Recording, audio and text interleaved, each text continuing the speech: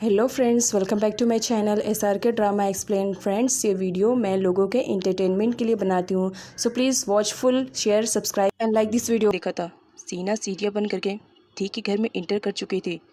यहाँ पर थी जब सीना को देखता है तो टोटली शॉक्ड होता है और उसे कहता है, तुम तो उसी दिन वाली लड़की हो ना, उस दिन मैंने गुंडों से तुम्हें सेव किया था।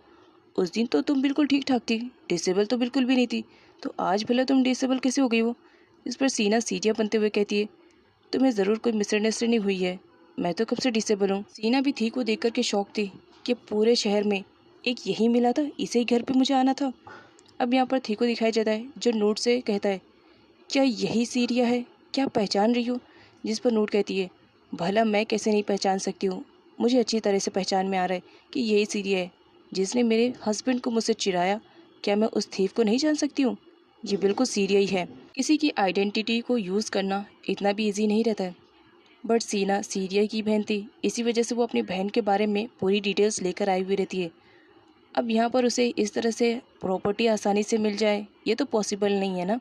सारे लोगों के हज़ारों क्वेश्चन रहते हैं जिन्हें सीना को सीरिया बन करके देना था। सीना सभी लोगों के क्वेश्चन के आंसर रिप्लाई कर देती है, बिकॉज़ वो सीरिया ही के बारे में तो थे जो कि सीना को अच्छी तरह से मालूम था। इवन वो तो सीरिया की सारी आइडेंटिटी को भी लेकर आई हुई रहती है, उसके डॉक्यूमेंट्स भी, ताकि सारे लोग उस पर ट्रस्ट करें।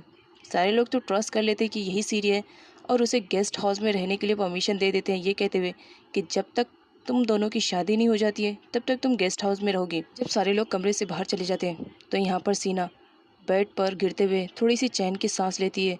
थैंक गॉड, इन लोगों को मुझ पर डाउट नहीं हुआ। यहाँ पर नन को दिखाया जाता है, वो सीना से कहती है, क्या तुम्हें सच में लग रहा है कि तुम पर किसी ने डाउट नहीं किया। जिस पर सीना कहती है, मुझे लग रहा है कि थी को मुझ पर डाउट है, क्योंकि मेरी मुलाकात उससे पहले भी हो चुकी है।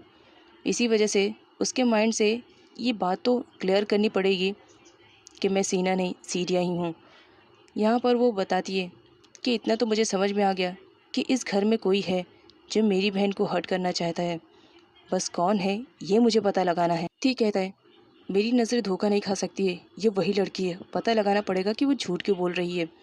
नेक्स्ट सीन में सीना को दिखाया जाता है, अब वो यहाँ पर सीरिया बनकर आई हुई रहती है, तो उस वजह से सीरिया को उसके बारे में काफ़ी टेंशन हो रही थी, तो वो सीना के पास कॉल करके उसकी कंडीशन के बारे में पूछती है। जिस पर सीना सीरिया को बताती है, फ़िक्र करने की ज़रूरत नहीं है, यहाँ पर किसी को डाउट नहीं हुआ।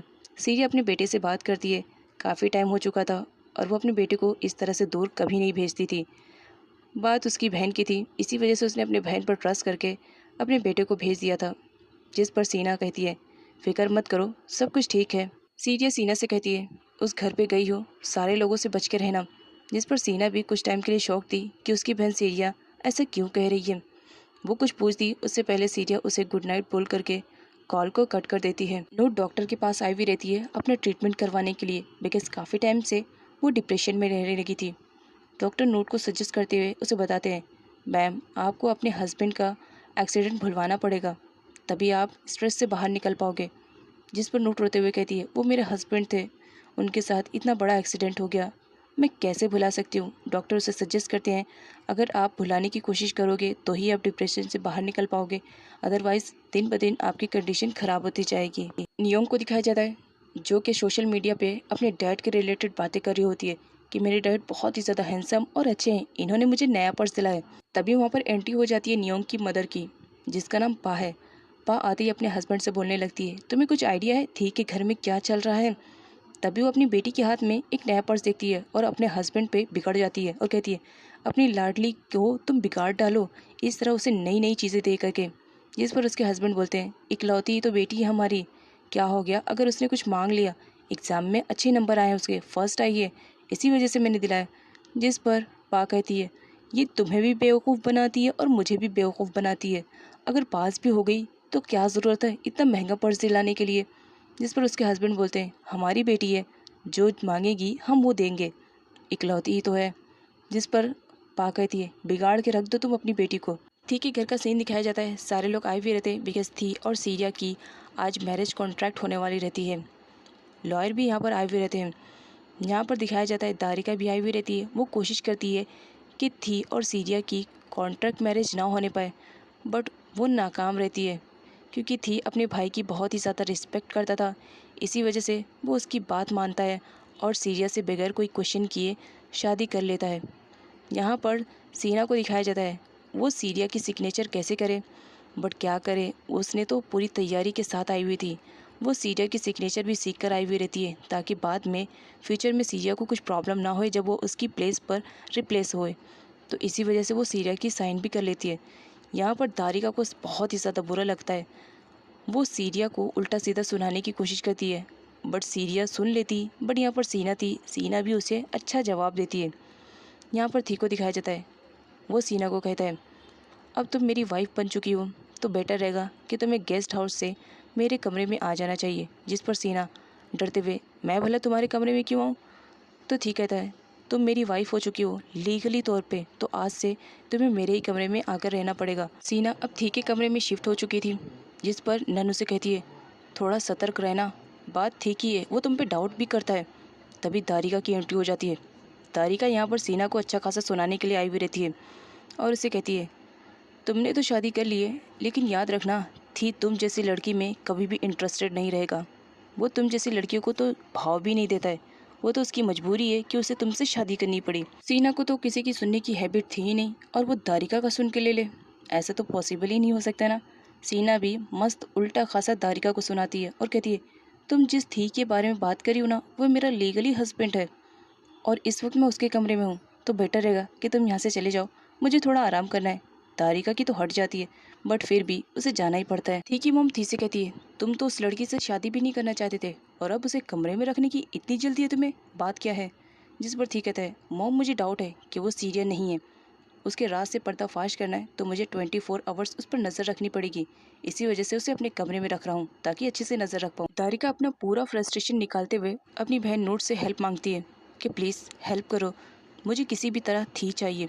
जिस पर नोट दारिका का हाथ पकड़ते हुए कहती है तुम जितनी जल्दी इस बात को एक्सेप्ट कर लो कि थी और सीरिया की शादी हो चुकी है, तुम्हारे लिए बेटर रहेगा, तुम्हारा फ्यूचर पूरा पड़ा है, अपनी लाइफ में आगे बढ़ो।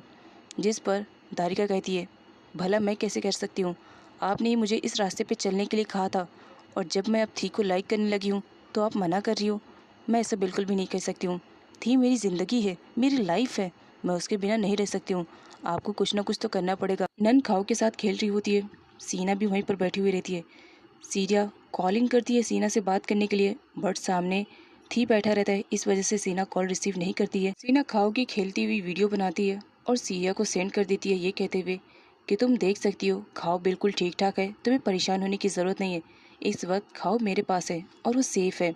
जिस पर सीरिया को थोड़ा रिलैक्स होता है। अब यहाँ पर सीरिया को दिखाया जाता है वो क्रिट के पास कॉल करती है। क्रिट उसे समझाता है फिक्र मत करो, मैं हमेशा सीना के सपोर्ट में रहूँगा और उसका ख्याल रखूँगा, हमेशा उसे प्रोटेक्ट करता रहूँगा। जिस पर सीरिया थोड़ा रिलैक्स हो जाती है। सीना अपने कमरे में जाने वाली रहती है तो पीछे से थी आ जाता है, वो तो उस पर नज़र रखे हुए था, सडनली उसके व्हील चेयर को पकड़ लेता है। सीना डर जाती है और कहती है तुम क्या कर रहे हो। जिस पर थी उसके क्लोज आकर के कहता है मैं तुम्हारा हस्बैंड हूँ, लीगल वाला, और ये कहते हुए उसे गोद में उठा लेता है और कहता है अब तुम्हारा हस्बैंड होने के नाते मुझे ये सब तो करना पड़ेगा ना, ये मेरी ड्यूटी हो गई है। जिस पर सीना कहती है मुझे नीचे उतारो, मैं कह रही हूँ ना, और इस चक्कर में दोनों एक दूसरे के साथ बेड पर गिर जाते हैं और इन दोनों की किस सीन भी हो जाती है, जिसकी वजह से सीना काफ़ी शॉक रहती है और एक पंच मारती है थी को और थी को अपने आप से दूर रहने के लिए कहती है। जिस पर थी कहता है दूर भला क्यों रहना, मैं तुम्हारा हस्बैंड हूँ, अब तो हम दोनों को एक ही साथ एक ही बेड पर सोना चाहिए। जिस पर सीना कहती है मुझसे दूर रहना। थी सीना के और ज़्यादा क्लोज आता है और उसे कहता है 2 मिनट रुको, थोड़ा सा बात लेकर के फ्रेश होकर के आ रहा हूँ, तब तक तुम मेरा वेट करना। तभी वहाँ पर एंट्री हो जाती है नन की। नन उन दोनों को इस सिचुएशन में देख करके काफ़ी शॉक्ड हो जाती है और ज़ोर से चिल्ला देती है कि ये सब मैंने क्या देख लिया। यहाँ पर थी कहता है तुम अपनी फ्रेंड से 2 मिनट के लिए बात कर सकती हो जब तक कि मैं फ्रेश होकर के आता हूँ। यहाँ पर नन सीना से पूछने लगती है कि हुआ क्या तुम दोनों के बीच में। तो सीना कहती है ये साइको इसी कमरे में रहने की सोच रहा है, अगर उसके सामने मेरा राज खुल गया तो।